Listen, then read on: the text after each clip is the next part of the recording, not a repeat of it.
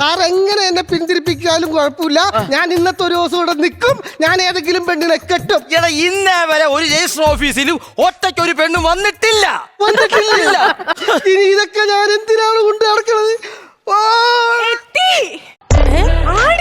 ഞാൻ വിളിക്കാം.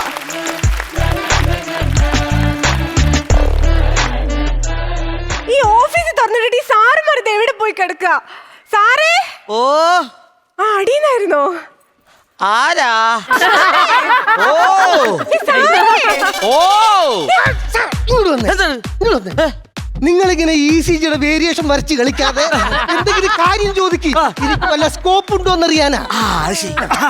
അതെ മോളെ എന്താ വന്നത്? സാറേ ഞാൻ ഒരു കല്യാണം രജിസ്റ്റർ ചെയ്യാൻ വേണ്ടി വന്നതാ. എന്നാ ഒപ്പിട്. നീ ഒപ്പിടാൻ പറഞ്ഞു. നീ ഇങ്ങോട്ട് മാറിയിരിക്കടാ. ഒരു ചെറിയ പ്രശ്നമുണ്ട്. ചെക്കൻ വന്നിട്ടില്ല. സാറേ ഇത് കേട്ടോ? ഈ സുന്ദരിയായ പെണ്ണിന് ഇവിടെ വയ്യാധാരമാക്കിയിട്ട് ആ ദുഷ്ടം പോയില്ലേ? നിങ്ങളെപ്പോലുള്ള പെൺകുട്ടികൾ ഒരുപാട് സൗന്ദര്യമുള്ള ചെക്കന്മാരെ തിരക്കി പോകും. അവസാനം ഇതുപോലെ അവന്മാരെ നിങ്ങളെ തേക്കുകയും ചെയ്യും. അയ്യോ എനിക്ക് അങ്ങനെയൊന്നുമില്ല. ഞാൻ അവന്റെ ഹൈറ്റോ മുടിയോ കളറോ ഒന്നും നോക്കിയിട്ടല്ല സ്നേഹിച്ചേ. എന്റെ മനസ്സ് മനസ്സിലാക്കാൻ പറ്റുന്ന ഒരു മനസ്സ്. അങ്ങനെയല്ലേ വേണ്ടത്? അല്ലേ മാമ?